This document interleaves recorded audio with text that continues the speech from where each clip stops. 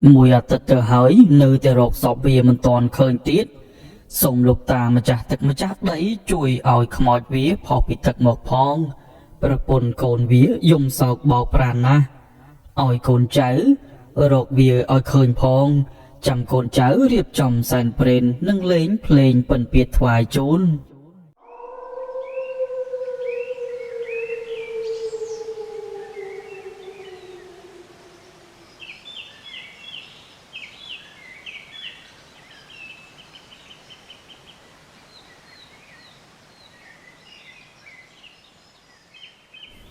ខែ11តាមចំណាំទឹកទន្លេឡើងខ្លាំងទូកបងប្អូនប្រជានេសាទអណ្ដែតមីដេដាស់ពីពេញផ្ទៃទន្លេមិនទំនេរគេចាប់ទាញសំណាញ់ចាប់បោះចូលទៅក្នុងផ្ទៃទឹកដ៏ធំល្វឹងល្វើយនៃខ្យល់រដូវរំហើយកប់ចិត្តជាទីរមនាទូកខ្លះក៏មានប្រក់ដំបូលសម្រាប់បាំងថ្ងៃបាំងភ្លៀង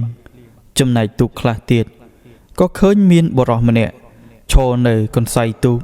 អើតលើមសម្លឹងទៅកាន់ទិសដៅនៃកោះជ័យទាត់ដែលហុំព័ទ្ធទៅដោយផែនកង្គាបាច់សាចដោយអំណាចនៃឥទ្ធិពលធម្មជាតិជាអ្នកកំណត់រដូវទឹកឡើងបែបនេះអ្នកស្រុកទន្លេមិនថាចាស់មិនថាក្មេងគេនាំគ្នាគេចចេញទៅរកត្រីបាញ់កណ្ដុរបាញ់ពស់យកនឹកទៅធ្វើម្ហូបត្បិតអីនៅតាមទីជនបទស្រុកស្រែចំការអាហារហូបចុកក៏មានតែប៉ុណ្ណឹងកុកសក្រសា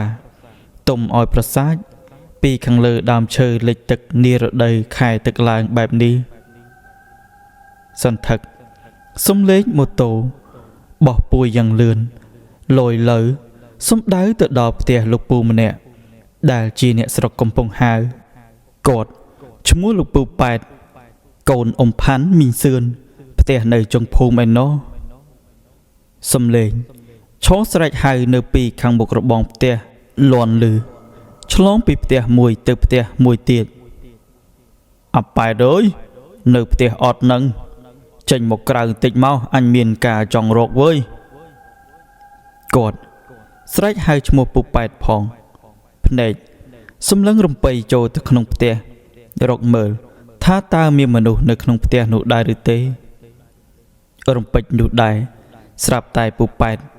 គាត់ក៏បានដើរចេញពីក្នុងរោងចង្ក្រានបាយដែលមានផ្សែងហោះខ្មួលឈួរតាមបំពង់បង្ហុយដែលចោះនៅនឹងកណ្ដាលរោងចង្ក្រានបាយរបស់គាត់ពូប៉ែតគាត់ក៏បានដើរចេញមកខាងក្រៅហើយចោលភ្នែកសម្លឹងមើលទៅខាងក្រៅរបងផ្ទះរបស់គាត់ឃើញច្បាស់ថាជាពូវ៉ាតដែលកំពុងតែឈររេរនៅទីនោះនៅតើ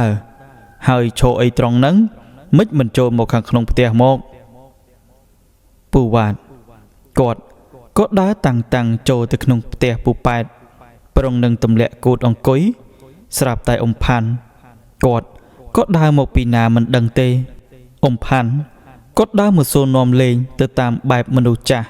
សន្ទនាជាមួយនឹងក្មេងៗនៅក្នុងភូមិអ៊ំផាន់គាត់ប្រាប់ឲ្យកូនប្រុសរបស់គាត់ទៅដាំទឹកក្តៅមួយកំសៀវមកដើម្បីឲ្យគាត់ឆុងតែពិសាលេងជាមួយនឹងពូវ៉ាតរួចអ៊ំផាន់គាត់ក៏ដើរចូលទៅក្នុងផ្ទះយកស្ករត្នោតមួយស្រាក់ដើម្បីយកមកដាក់លើគ្រែរួចគាត់ក៏ទាញយកស្ករផែនមួយផែនហុចឲ្យពូវ៉ាតណែហូបទៅក្មួយហូបជាមួយតែក្តៅអញ្ចឹងត្រូវជាតិគ្នាខ្លាំងណាស់នៅផ្ទះអ៊ំមានតែប៉ុណ្្នឹងទេកុំប្រកែប្រកាន់ធ្វើអីណាមានអីហូបនឹងទៅគ្រានោះពូវ៉ាតគាត់ក៏បាននិយាយថាអ៊ំមានប៉ុណ្្នឹងហើយចង់រកប៉ុណ្ណាទៀតផ្ទះខ្ញុំរកតែស្ករផែនមួយស្រាក់គ្មានផងផ្ទះអ៊ំមានទាំងស្រាក់ព្យួរជាប់នៅជញ្ជាំងមើលទៅទំនងជាឆ្ងាញ់ដល់ហើយអ៊ំអើយស្ករនេះស្ករធម្មជាតិអញ្ចឹងឈ្ងុយជាប់ច្រមុះតែម្ដងអ៊ំផាន់គាត់ក៏តបវិញថាបើឯងចង់ហូប យកទៅផ្ញើឪពុកម្ដាយឯងមួយស្រៈពីរស្រៈផងទៅក្រែងលោថានឹកឃ្លានដូចឯងដែរណាពូវ៉ាតគាត់ក៏សប្បាយចិត្តណាស់ហើយអ៊ំផាន់គាត់ក៏ប្រាប់ឲ្យបងប៉ែតយកស្ករត្នោតពីរស្រៈយកមកឲ្យពូវ៉ាត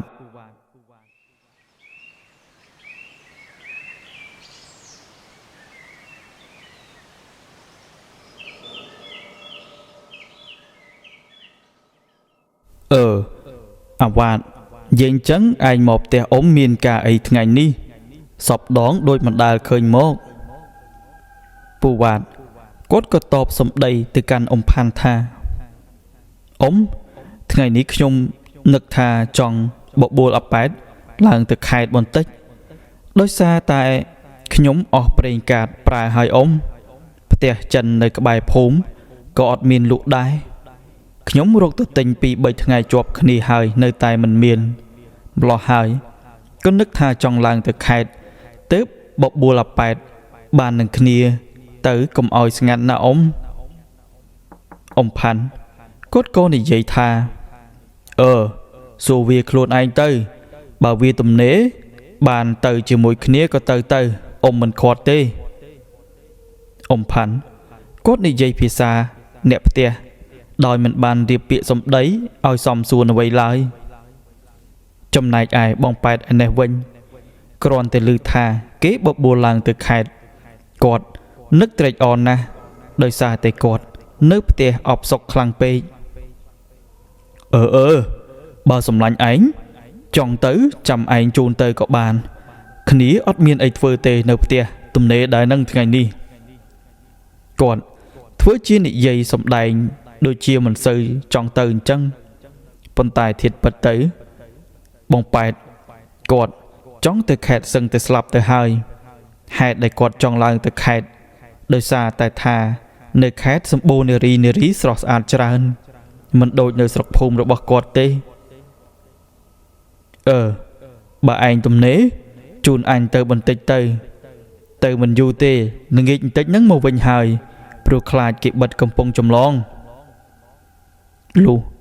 ដល់និយាយគ្នារួចហើយពូវ៉ាតក៏លាអ៊ំផាន់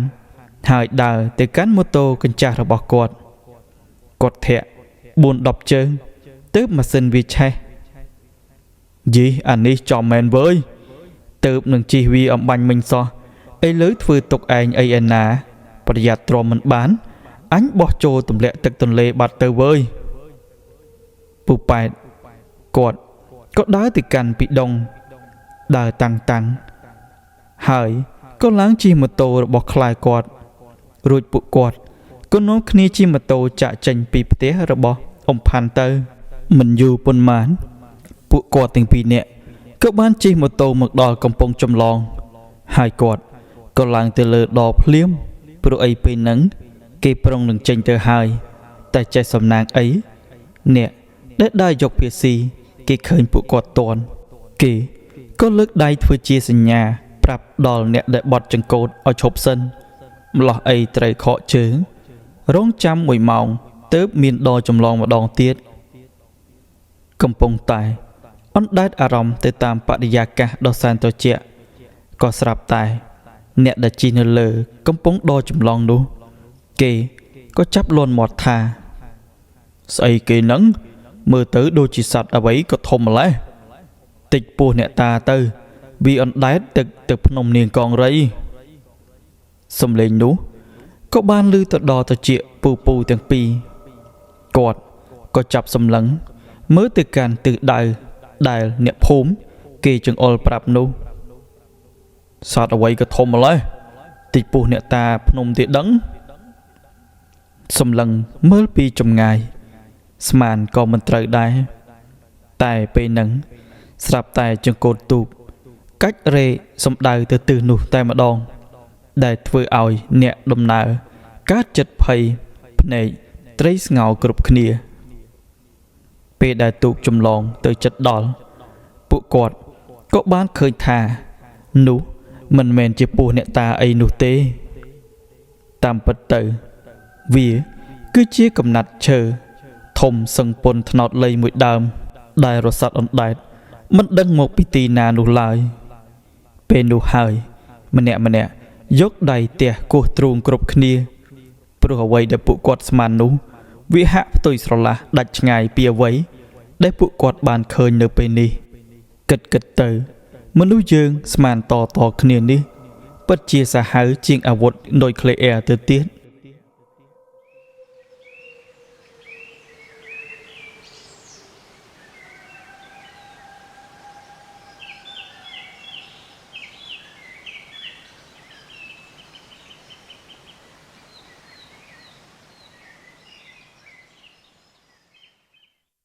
មិនយូរប៉ុន្មានទូកដក៏បានមកដល់កំពង់ចម្លងឯត្រើយមកខាងទៀតរួចពួកគាត់ក៏នាំគ្នាជិះម៉ូតូឡើងមកលើគោកសំដៅទៅផ្សារលើដើម្បីរកទិញរបស់របរមួយចំនួនសម្រាប់ប្រើប្រាស់លុះដល់ទិញបានប្រេងនិងរបស់របរប្រើប្រាស់គ្រប់គ្រាន់ហើយពួកគាត់ក៏បន្តដំណើរទៅរកទិញរបស់អីហូបបន្តិចដោយសារតែពេលហ្នឹងពួកគាត់ក៏នឹកថាឃ្លានណាមួយថាចង់ជិះម៉ូតូដើរលេងនៅក្នុងខេត្តបន្តិចសិនសឹមត្រឡប់ទៅវិញនឹកអីថាអ្នកដែលនៅត្រៃមកខាងដូចជាពួកគាត់អញ្ចឹងមិនងាយបានឡើងមកខេត្តទេជ្រុលជាមកទៅហើយកុំឲ្យខាតជើងយ៉ាងហោចណាស់ក៏បានជិះម៉ូតូឆ្វែលមើលស្រីស្អាតនៅក្នុងខេត្តពីបេជុំសិនចាំត្រឡប់ទៅវិញក៏មិនខាតពេលអីប៉ុន្មានដែរលុះដល់ពួកគាត់ជិះម៉ូតូដើរលេងឆ្អែតហើយគាត់ក៏នឹកថាចង់ត្រឡប់មកផ្ទះវិញណាមួយពេលហ្នឹងថ្ងៃក៏រៀងជ្រេបាក់រសៀលណាស់ទៅហើយបើបន្តនៅមិនទៅរកកន្លែងឆ្លងដទៀតមុខតែនឹងដាច់យប់នៅនឹងខេត្តនឹងហើយបើសិនជាដាច់យប់ទៅដល់ផ្ទះមុខជាត្រូវមាត់ឪពុកម្ដាយរបស់ពួកគាត់ជាជាមិនខានថាហើយពួកគាត់ក៏នាំគ្នាជិះម៉ូតូត្រឡប់មកកំពង់ដវិញរងចាំសាឡាំងឆ្លងទៅវិញមកដល់កំពង់ដស្រាប់តែពួកគាត់ប្រទះឃើញមនុស្សប្រហែលជាង10នាក់កំពុងតែឈរនៅក្បែរនឹងគុម្ពឫស្សីមួយគុម្ពដែលដុះក្បែរនឹងមាត់ទន្លេពួកគេម្នាក់ហាក់បង្ហាញកាយវិការចម្លែកគ្រាន់តែពូវ៉ាតគាត់ឃើញអញ្ចឹងគាត់ក៏ឈប់ម៉ូតូភ្លាមគាត់ឮសំឡេងអ្នកភូមិនិយាយងំថាខ្មោចនេះស្លាប់យូរហើយមើលទៅសភាពសពនេះហើមស្ពីងទៅហើយមិនដឹងសាច់ញាតិបងប្អូននៅឯណាទេលោកអើយអាណិតគ្នាខ្លាំងណាស់ពូវ៉ាតនិងពូប៉ែតគាត់អត់ខ្លាចខ្មោចទេគាត់ឈប់ម៉ូតូចម្ងាយ10ទៅ15ម៉ែត្រពីខ្លួនគាត់តែប៉ុណ្ណោះរំពេចនោះក៏មានបរិសុទ្ធមាឌធំក្រអាញ2នាក់ម្នាក់ស្លៀកខោកគីពាក់អាវទាហានម្នាក់ទៀតស្លៀកខោជើងខ្លីអាវយឺតដៃខ្លីកំពុងតែទាញអ្វីម្យ៉ាងពីក្នុងទឹកឡើងមកលើគោកធ្ងន់ណាស់ខ្មោចនេះប្រហែលលងទឹកស្លាប់ 4-5 ថ្ងៃហើយមើលទៅឆាប់ជួយគ្នាម្នាក់មួយដៃមួយជើងទាញឡើងទៅជួយគ្នាយកទៅបនទៅណាបើសិនជាយើងមិនជួយមុខតែនឹងត្រីអន្ទង់អីហ្នឹងវាស៊ីខ្មោចនឹងអស់ហើយជួយគ្នាយកទៅធ្វើបនផងពេលហ្នឹងក្លិនស្អុយនៃកំរុងក៏ចាប់ផ្ដើមបាច់សាច់ចេះក្លិនមកបណ្ដាពូប៉ែតនិងពូវ៉ាតគាត់យកដៃខ្ទប់ច្រមុះបណ្ដាទ្រាំដើររហូតដល់កន្លែងនោះពួកគាត់ក៏ឃើញថាសពមនុស្សប្រុសម្នាក់ស្លាប់ដោយសារលង់ទឹកសភាពសពមិនមែនក្មេងឡើយអាយុប្រហែលជា40ឆ្នាំប្លាយជួយគ្នាម្នាក់មួយដៃមួយជើងមកឆាប់ជួយគ្នាទៅជួយគ្នាយកទៅបនទៅណាមិនដឹងសាច់ញាតិវានៅឯណាទេជួយគ្នាផងធ្ងន់ណាស់ខ្មោចនេះធ្ងន់ណាស់មាឌធំដល់ហើយវើយស្អុយក៏ស្អុយទៀតទ្រាំមិនបានទេតោះបញ្ញាប់ជួយគ្នាម្នាក់មួយដៃមួយជើងទៅលឿនឡើងពូប៉ែតពូវ៉ាតគាត់ឈរមើលតែមួយផ្លែតតែប៉ុណ្ណោះដល់ចម្លងក៏បានមកដល់ពួកគាត់ទាំងពីរនាក់ព្រមទាំងអ្នកដំណើរទាំងផ្សេងទៀតក៏ប្រញាប់ឡើងទៅខាងលើទូកដល់ចម្លងយ៉ាងលឿនគប់ជួនអីពេលនោះពួកគាត់ក៏បានជួបនឹងបងប៉ែនដែលជាអ្នកភ្លុកចំណាំដើរជាមួយលោកគ្រូអាចារ្យយិនសែមដែលយល់ថាជាមនុស្សធ្លាប់ស្គាល់គ្នាពូវ៉ាតគាត់ក៏ដើរទៅសួរនាំ ក្មួយហើយក្មួយឯងមកពីណាដែរនឹងបងប៉ែនគាត់ក៏តបថាអូពូវ៉ាតទេអីគប់ជួនគ្នាម្លេះពូហើយពូទៅណាមកណាដែរនឹងបងប៉ែនគាត់និយាយបណ្ដើដៃគាត់ចង្អុលទៅអីវ៉ាន់ដែលគាត់ជួនៅនឹងម៉ូតូដើម្បីបង្ហាញឲ្យពូវ៉ាតគាត់បានមើល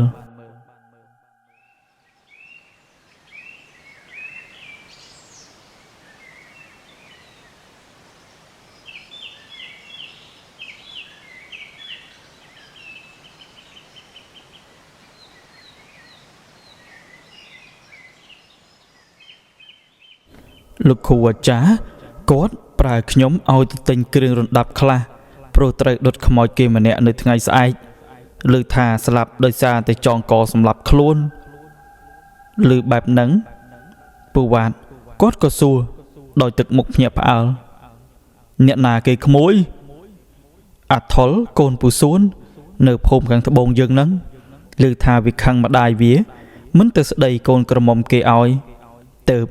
វាសម្រេចចិត្តចងកបញ្ចប់ជីវិតខ្លួនឯងពូប៉ែតគាត់លឺអញ្ចឹងគាត់ក៏ទះទ្រូងមួយទំហឹងពុទ្ធោក្មួយថុលកូនលោកបងសួនទេតើខ្ញុំស្គាល់មិនគួរណាវាគិតខ្លីអញ្ចឹងសោះខ្លួននៅក្មេងហើយចង់បានប្រពន្ធចាំមើលល្ងាចចាំបបួលគ្នាទៅកំដរសពនៅឯផ្ទះគាត់គ្រាន់នឹងបានជីកគ្នាកុំឲ្យស្ងាត់រោងចុចចែកគ្នាបានមួយស្របក់ធំសាឡាងចម្លងក៏បានមកដល់កំពង់ដរអ្នកដំណើរទាំងឡាយក៏នាំគ្នាជិះម៉ូតូបណ្ដាលកង់រមាក់នាំគ្នា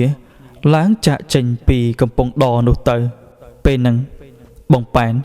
គាត់ក៏នឹកលាលោកពូទាំងពីរត្រឡប់ទៅផ្ទះវិញអញ្ចឹងខ្ញុំគិតលាលោកពូទាំងពីរអ្នកសិនហើយព្រោះមួយរយៈនេះរៀងរវល់បន្តិចដើរដុតសពតាមភូមិជាហូហែមិនសូវលុះគ្នាឡើយនិយាយតែប៉ុណ្ណឹងបងប៉ែនគាត់ក៏ឡើងជិះម៉ូតូចេញទៅចំណែកពូវ៉ាតនិងពូប៉ែតគាត់ក៏នាំគ្នាធ្វើដំណើរត្រឡប់ទៅផ្ទះវិញដូចគ្នាលុះដល់វេលាល្ងាចកាលណាពូវ៉ាតនិងពូប៉ែតក៏បបួលគ្នាជិះម៉ូតូទៅផ្ទះលោកបងសួនដើម្បីកំដររោងសពក៏ដូចជាចូលរួមរំលែកទុក្ខដល់គ្រួសារសពដែលបានលាចាកលោកនេះទៅបើនិយាយពីចម្ងាយភូមិពីភូមិពូវ៉ាតនិងពូប៉ែតទៅភូមិអ៊ំសួនមានចម្ងាយឆ្ងាយពីគ្នាគួរសមប្រហែល4ទៅ5គីឡូអីដែរហ្នឹងម្លោះហើយបានជាពួកគាត់មិនដឹងរឿងកូនប្រុសរបស់អ៊ំសួនគាត់ខូចអញ្ចឹងនេះបើគុំតែបានជួបសិស្សគុណលោកគ្រូអាចារ្យយិនសែមម្លោះគាត់មិនដឹងរឿងនេះឡើយ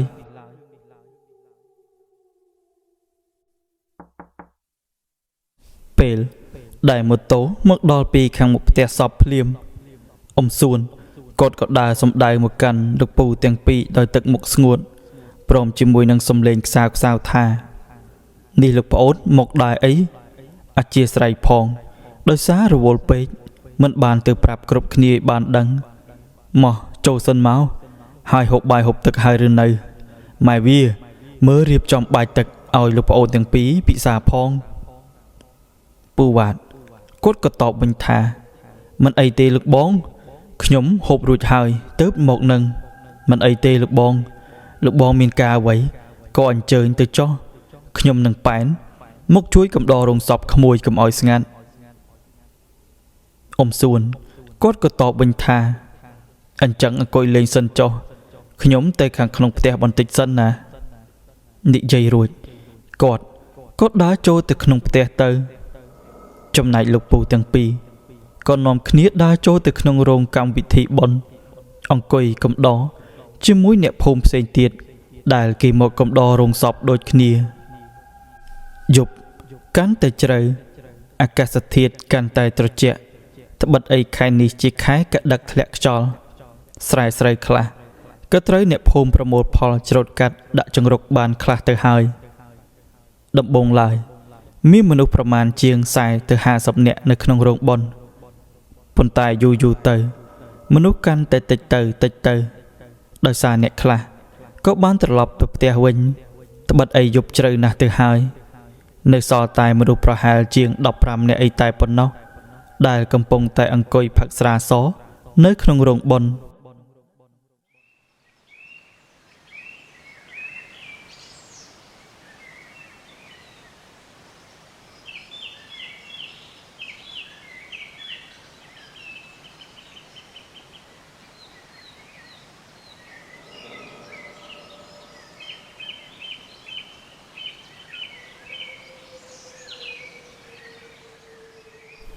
ក្រឡេកទៅមើលរូបថតដែលដាក់តាំងនៅខាងមុខមឈូសសពក៏ឃើញថានៅស្រស់ញញឹមហាក់បីដូចជាមនុស្សរស់អញ្ចឹងប៉ុន្តែដល់សម្លឹងយូរទៅធ្វើឲ្យពូប៉ែតគាត់មានអារម្មណ៍ថាព្រឺសម្បុរយ៉ាងម៉េចមិនដឹងនោះទេពេលខ្លះគាត់មានអារម្មណ៍ថារូបថតនឹងហាក់ញញឹមដាក់គាត់ថែមទៀតផងអារម្មណ៍របស់គាត់ពេលហ្នឹងរកអ្វីប្រៀបផ្ទឹមពុំបានឡើយគាត់ហាក់ទទួលអារម្មណ៍ថាគាត់មិនសូវស្រួលនោះទេពេលហ្នឹងពូប៉ែតគាត់ក៏កេះពូវ៉ាតដើម្បីឲ្យជូនគាត់ត្រឡប់ទៅផ្ទះវិញដោយសារគាត់រៀងងងុយដែរណាមួយគាត់ព្រឺសម្បុរមិនឈប់នោះឡើយដំបូងពូវ៉ាតគាត់ស្មានថាពូប៉ែតគាត់និយាយលេងប៉ុន្តែដល់យូរទៅពូប៉ែតហាក់ទម្លាក់ទឹកមុខស្លេកស្លាំងមើលទៅដូចជាមនុស្សភ័យអត់មានឈាមអញ្ចឹងម្លោះហើយគាត់ក៏សម្រេចចិត្តថាត្រឡប់ទៅផ្ទះវិញទាំងយប់នឹងស្រួលមិនស្រួលគាត់ខ្យល់កពូប៉ែតម្នាក់ទៀតគាត់វល់ជាក់ជាមិនខានឡើយដល់និយាយគ្នារួចរាល់ពួកគាត់ក៏នាំគ្នាជិះម៉ូតូត្រឡប់មកផ្ទះវិញទាំងយប់ដោយមិនបានលាម្ចាស់កម្មវិធីបុណ្យគេឡើយដោយសារតែគាត់ចូលទៅសម្រាកសម្រានបាត់អស់ទៅហើយនៅតាមផ្លូវដែលពួកគាត់ធ្វើដំណើរត្រឡប់មកវិញក៏ឃើញថាស្ងាត់ខ្លាំងណាស់ផ្ទះអ្នកភូមិគេបិទភ្លើងចូលសម្រាកសម្រានអស់គ្មានសល់នៅតាមផ្លូវអត់មានម៉ូតូកង់ធ្វើដំណើរឆ្លងកាត់នោះទេមានតែម៉ូតូពួកគាត់2នាក់តែប៉ុណ្ណោះធ្វើដំណើរនៅថ្មនេះពូប៉ែតក៏រងាញញែកចម្លែកខុសពីធម្មតាក៏រងាញែកសឹងតែកន្ត្រាក់ធ្លាក់ចុះពីលើម៉ូតូតើគាត់ខ្លាចខ្មោចពេកឬអាកាសធាតុត្រជាក់ពេកទៅបណ្ដាឲ្យគាត់ញញែកខ្លាំងបែបនេះពូវ៉ាតគាត់ប្រឹងទប់ម៉ូតូសឹងមិនជាប់លុះដល់ជូនពូប៉ែតដល់ផ្ទះគាត់ក៏ប្រញាប់ជិះម៉ូតូត្រឡប់ទៅផ្ទះវិញភ្លាមដោយមិនមាត់កអ្វីទាំងអស់គ្រាន់តែមកដល់ផ្ទះពូប៉ែតភ្លាមពូវ៉ាតគាត់ជិះម៉ូតូចេញភ្លាមតែម្ដងហាក់បីដូចជាគាត់ខ្លាចនឹងសភាវៈអ្វីមួយដូចនេះដែរព្រឹកព្រលឹមស្រាងសំលេងសន្ធឹករទេះគោអ្នកភូមិលាន់សន្ធឹកក្ដុងក្ដាំងលាយឡំជាមួយនឹងសំលេងសំណក់ព្រោះប្រដេញប្រសងគ្នាដែលសញ្ញានេះបញ្ជាក់ថាអ្នកស្រុកអ្នកភូមិគេនាំគ្នាងើបទៅស្រែចំការអស់ហើយវាមិនមែនជារឿងចម្លែកនោះទេដែលអ្នករស់នៅតាមទីជនបទគេនាំគ្នាក្រោកពីព្រឹកព្រលឹមអីបែបនេះប៉ុន្តែចម្លែកត្រង់ថាព្រឹកនោះក៏មានសំឡេងភ្លេងពិណពាទ្យបន្លឺឡើងនៅក្នុងភូមិផងដែរអ្នកណាស្លាប់ទៀតហើយនឹងពូងានគាត់ជាអ្នកភូមិរបស់ពូប៉ែតឮថាគាត់ស្លាប់ដោយសារឆក់ត្រីនេះប្រហែលជាគាត់ឆក់ត្រីមិនស្លាប់បែរជាឆក់ស្លាប់ខ្លួនឯងទៅវិញគ្រាន់តែថ្ងៃរះមិនទាន់នឹងផុតពីដំបូលផ្ទះអ្នកស្រុកផងនោះស្រាប់តែលេចមុខពូប៉ែតភ្លើមនៅខាងមុខផ្ទះពូវ៉ាតអើតលើមនៅខាងមុខរបងផ្ទះរួចគាត់ក៏ចាប់ស្រែកសួររកពូវ៉ាតនៅខាងមុខផ្ទះភ្លាមអាវ៉ាតអើយនៅផ្ទះអត់នឹងពូវ៉ាតគាត់អើតចេញពីរោងទានៅខាងក្រោយផ្ទះទាំងដែលដៃមានកាន់កន្ធនបាយលីជាមួយកន្ទក់និងត្រកួនសភាពវាប្រឡាក់កន្ទក់នៅនឹងមាត់ចានស្កាសនៅផ្ទះទេតើចូលមកខាងក្នុងផ្ទះសិនមក ហើយមានការអីបានជាមកដល់ផ្ទះឯងទាំងព្រឹកព្រលឹមបែបនឹងអញ្ចឹងពូប៉ែតគាត់ក៏តបវិញថាយើងថានឹកបបួលឯងទៅបុនខ្មោចរបស់ពូងាននឹងណាទៅក្រែងនឹងបានជួយអីគេបានខ្លះគ្រួសារពូងានគាត់ក្រណាស់ឯងក៏ដឹងពូវ៉ាតគាត់ក៏តបវិញថាមែនតើអញ្ចឹងចាំបន្តិចឯងទៅលុបលាងខ្លួនបន្តិចសិនណានិយាយហើយគាត់ក៏ដើរទៅខាងក្រោយផ្ទះសម្ដៅពីងទឹកចាប់យកផ្តិលដងទឹកមកលុបលាងមុខដៃជើងរួចគាត់ក៏ដើរមករកពូវ៉ាត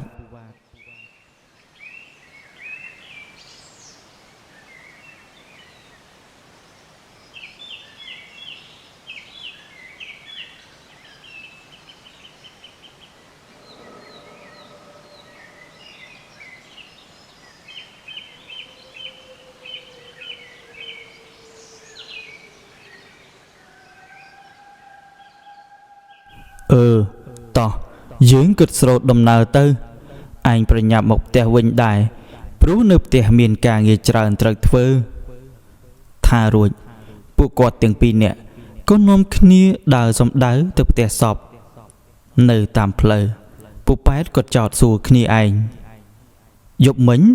មិនបានជិះម៉ូតូលឿនម្លេះឯងរកតែអរគុណអីមិនតាន់ពូវ៉ាតក៏តបវិញថា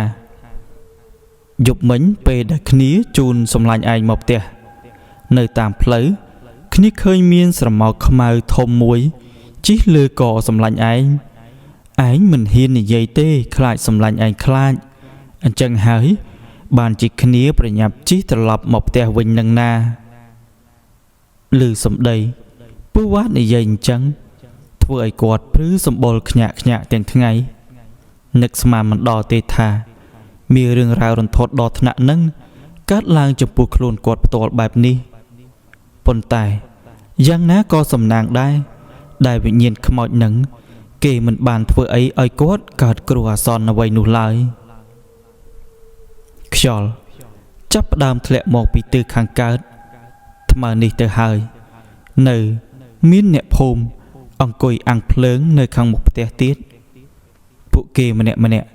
បង្ហាញអាការៈរងាញ័រញាក់កន្ត្រាក់អស់សរសៃរំដំថ្គាម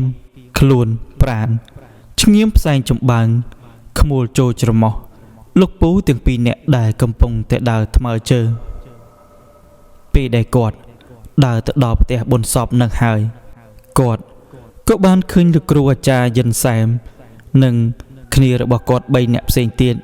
កំពុងតែរៀបចំប្រដាប់ប្រដាដាក់ឲ្យសពសំឡេងលោកគ្រូអាចារ្យនិយាយលឺពីខាងក្នុងផ្ទះសពនោះថាអូមើលរៀបចំឲ្យកូនចៅលាងចម្អះសពទៅសពនេះទុកយូរមិនបានទេណាត្រូវតែប្រញាប់យកទៅបូជាទៅបានដោយសាររដូវនោះគឺជារដូវខែទឹកឡើងសឹងតែថារកដីទំនេរសម្រាប់បូជាមិនបានប៉ុន្តែនៅទីនោះមានដីទួលមួយកន្លែងដែលទឹកឡើងមិនដល់ម្លោះហើយពួកគាត់ក៏សម្រេចចិត្តថាដង្ហែសពបុរសម្នាក់នោះយកទៅបូជានៅនឹងដីទំនេរនោះពិធី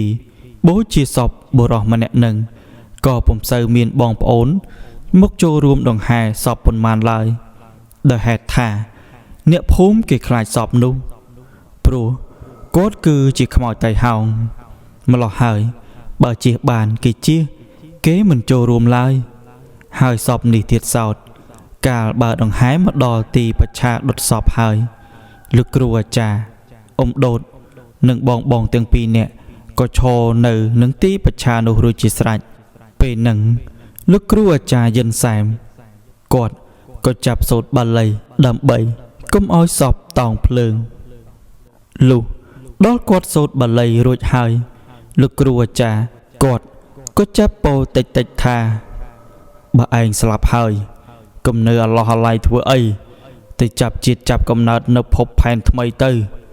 អ្នកនៅរស់គេចេះរស់ហើយទៅរកកន្លែងស្ងប់ចុះលុះដល់សូត្របាលីគាថានឹងពោលបែបនេះរួចអស់ហើយទើបលោកគ្រូអាចារ្យចាប់ឲ្យភ្លើងដល់សពឆេះក្មួសន្ធោសន្ធៅ សំលេងស្រែកទ្រហោយំពីសំណាក់សាច់ញាតិសពរហូតធ្វើឲ្យប្រពន្ធគាត់ដួលសន្លប់នៅក្បែរកន្លែងបូជាសពប្តីរបស់ខ្លួនបងប្អូនកូនចៅកាលបើឃើញម្ដាយមីងមៀនឹងត្រូវជាសាច់ញាតិសន្លប់បែបហ្នឹងគេក៏ប្រញាប់រត់ទៅគ្រាគាត់ត្រឡប់មកសម្រាកដើម្បីឲ្យគាត់រងាប់អារម្មណ៍ខ្លួនឯងឲ្យបានសិនចាំត្រឡប់មករើសធាតុប្តីខ្លួនដាក់ក្នុងកោដ្ឋយកទៅថែរក្សាទុកទៅតាមអធ្យាស្រ័យរបស់មនុស្សលោកីលុះដល់សព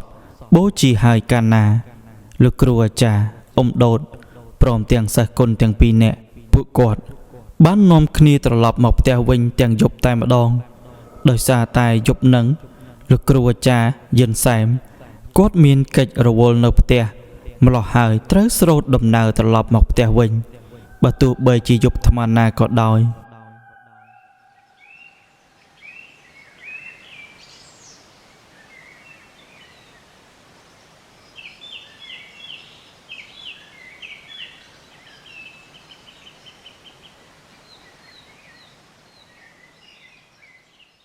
យប់ពាក់កណ្ដាលអាត្រៀតស្ងប់ស្ងាត់បាត់អស់សំឡេងមនុស្សសាវេលាថ្មនេះមិនមាននរណាគេមិនទាន់សម្រាកសម្រានឡើយវេលាយប់ថ្មនេះទឹកសន្សើមចាប់ធ្លាក់ចុះមកសើមអស់ភពផែនដីក្នុងស្បៃរាត្រីអន្តការនៃខែរនោចងងឹតត្បិតអីលោកគ្រូអាចារ្យគាត់មិនទាន់សម្រានលងលក់ឡើយលោកគ្រូអាចារ្យនៅធ្វើសមាធិនៅខាងមុខអាសនៈរបស់គាត់ស្មឹងស្មាតដោយចិត្តអំណត់សម្រេចជាធ្លុងមួយលកឹកអីពេលនោះស្រាប់តែគាត់ឮសំឡេងហៅឈ្មោះរបស់គាត់ល្វើយល្វើយនៅខាងក្រៅរបងផ្ទះលោកគ្រូអាចារ្យលោកគ្រូអាចារ្យអើយលោកគ្រូអាចារ្យសំឡេងនោះរសាត់មកតាមខ្យល់បក់មករវិចរវិចមកប៉ះនឹងត្រចៀកលោកគ្រូអាចារ្យយិនសែមគាត់ដឹងហើយថាមិនមានមនុស្សឯណាដើរទៀតនោះទេនៅវេលាកណ្ដាលត្រៀតអីថ្មហ្នឹងមុខតែជាពពួកអមនុស្សវាចង់មកលេងជាមួយគាត់ហើយខ្មោចនេះវាមិនទាន់ស្គាល់លោកគ្រូអាចារ្យច្បាស់ទេមើលទៅបានជាវាហ៊ានមកលេងគាត់ដល់ផ្ទះបែបនោះលោកគ្រូអាចារ្យគាត់មានតែខ្លាចអីគាត់ដុតខ្មោចរាប់លេងអស់ទៅហើយហ្នឹងគាត់ក៏ចាប់ផ្ដើមចាប់យកឈើច្រត់ដែលផ្អែកនៅក្បែរនឹងសសរកន្លងផ្ទះរួចកាន់ចង្កៀងដើរចុះមកខាងក្រោមផ្ទះដោយមិនមានសេចក្តីភ័យខ្លាចអ្វីបន្តិចសោះឡើយឯងជាអ្នកណាគេហើយមករកយើងធ្វើអ្វីទាំងយប់ប្រលប់អីបែបហ្នឹងស្រមោលមនុស្សប្រុសស្លៀកខោខ្មៅជើងវែងឈរដោះអាវទឹកមុខស្លេកស្លាំងមានស្នាមឈាមជាប់នឹងកហូរស្រក់មកលើដីតិចតិចលោកគ្រូសូមជួយទៅប្រាប់ប្រពន្ធខ្ញុំផងខ្ញុំអត់មានអាវពាក់ទេរងានណាស់ពេលហ្នឹងលោកគ្រូអាចារ្យគាត់ចាប់សម្គាល់បានភ្លាមវិញ្ញាណនោះជាវិញ្ញាណខ្មោចដែលគាត់ដុតកាលពីល្ងាចមិញនឹងឯង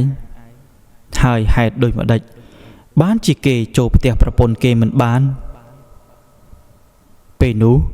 ទើបលោកគ្រូអាចារ្យគាត់ដឹងថាដោយសារតែគាត់បានចងខ្សែសីមាការពារមិនឲ្យពួកអមនុស្សចូលក្នុងផ្ទះនោះបានឡើយអញ្ចឹងហើយបានជាគេមករកគាត់ឲ្យជួយមិនអីទេចាំអញទៅប្រាប់ប្រពន្ធឯងឲ្យធ្វើបុណ្យឧទ្ទិសកុសលឲ្យត្រឡប់ទៅវិញចុះណានិយាយតែប៉ុណ្ណេះវិញ្ញាណនោះក៏រលាយបាត់បន្តិចម្ដងរហូតរលាយបាត់ចេញពីមុខលោកគ្រូអាចារ្យក្នុងគ្រានោះទៅ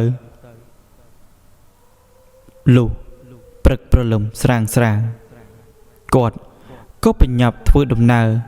ទៅផ្ទះសពដែលគាត់បានដុតកាលពីម្សិលមិញនោះភ្លាមដើម្បីប្រាប់ឲ្យប្រពន្ធគេយកសម្លៀកបំពាក់ថ្មីឬសម្លៀកបំពាក់សពយកទៅថ្វាយព្រះសង្ឃឧទ្ទិសដល់សពដែលបានស្លាប់នោះឲ្យគេទទួលបានផលបុណ្យនិងឲ្យគេឆាប់បានចិត្តស្ងប់ឆាប់ បានទៅចាប់ជាតិចាប់កំណើតចាប់បដិសន្ធិនៅជាតិខាងមុខដើម្បីកុំឲ្យមានជាប់ចង្រៃកំរោលណាមួយកើតឡើងនោះឡើយ